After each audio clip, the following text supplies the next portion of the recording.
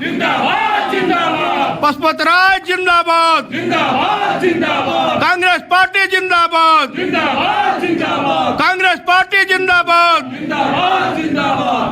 और जो आज ये पट्टा मेरे गले में आप लोगों ने डाला है, ये निश्चित तौर पर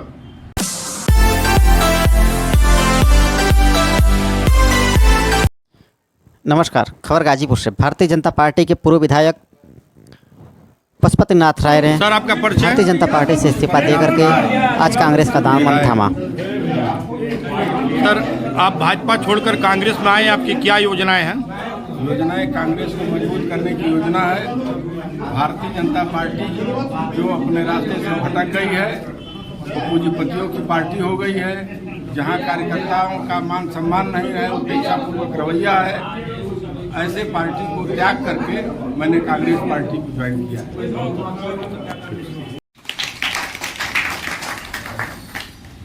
जैसा कि आप सब जानते हैं,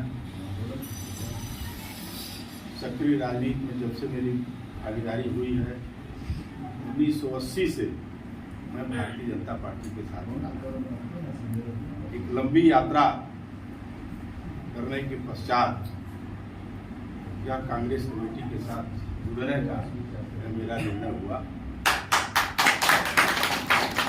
और मैं आप लोगों को स्पष्ट रूप से बता देना चाहता हूं कि अपने जीवन का अवशेष भाग इस कांग्रेस कमेटी के साथ ही पशुपत राय जिंदाबाद। जिंदाबाद जिंदाबाद। पशुपत राय जिंदाबाद। जिंदाबाद जिंदाबाद। कांग्रेस पार्टी जिंदाबाद। जिंदाबाद जिंदाबाद। कांग्रेस पार्टी जिंदाबाद। जिंदाबाद जिंदाबाद। और जो आज ये पट्टा मेरे गले में आप लोगों ने डाला है, ये निश्चित तौर पर इस जिम्मेदारी का निर्वहन करने के लिए मैं सदैव तैयार रहूंगा। मेरा टेलीफोन नंबर यहाँ कार्यालय पर भी लिख जाएगा, मैं अपने से भी बता दूंगा।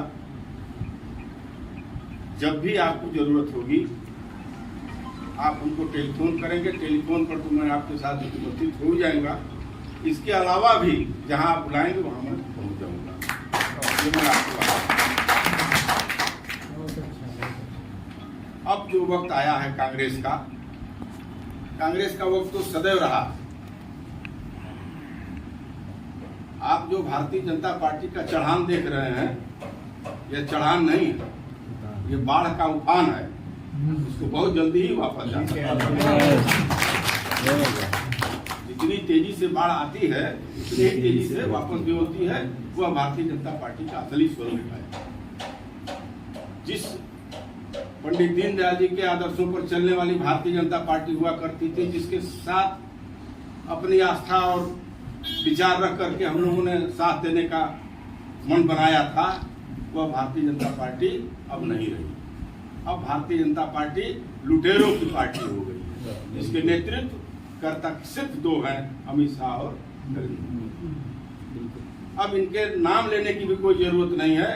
इन लोगों ने इसको पूरा व्यवसायिक दृष्टि से संरचना खड़ा कर दिया है भारतीय जनता पार्टी का। पुराने नेताओं का कोई सम्मान नहीं, किसी को कोई पूछने वाला नहीं है। इनको एन केन प्रकार सरकार बनाने की केवल मंशा है। यही भारतीय जनता पार्टी हुआ करती थी, जिसमें माननीय अटल जी आडवाणी की नेतृत्व हुआ करता था। अटल जी की एक वोट से सरकार गिर गई। वह चाहते तो अपनी सरकार बचा ले। कुछ लोगों ने उनको कहा भी कि साहब आदेश करिए, सरकार बच जाएगी। उन्होंने कहा खरीद करोगे और क्या करोगे, दूसरा तो कोई रास्ता है नहीं। तो हम पार्टी और संगठन देश बनाने के लिए बनाते हैं, चलाते हैं, और समाज बनाने के लिए चलाते हैं। सरकार बनाने के लिए पार्टी और संगठन नहीं चलाते। तो हमारी अटल जी हुआ। और आज आप लोगों ने याद होगा, अभी राज्यसभा का चुनाव चल रहा था, जब अहमद पटेल जी चुनाव लड़ रहे थे, जैसे गांव में बीडीसी चुराए जाते हैं, वैसे स्थिति भारतीय जनता पार्टी ने कर दिया। तो इस सोच पर चल रही है, इसलिए उससे बहुत घबराने की जरूरत नहीं है।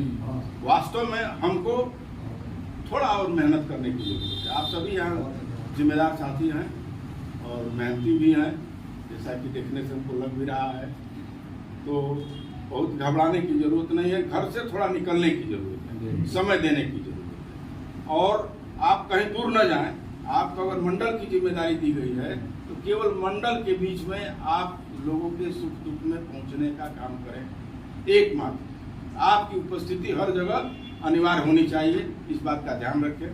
कोई अगर ऐसी समस्या होती है, दुखद घटना कोई होता है आपके मंडल में, आप जिला नेतृत्व को सूचना दीजिए, मुझको टेलीफोन करिए।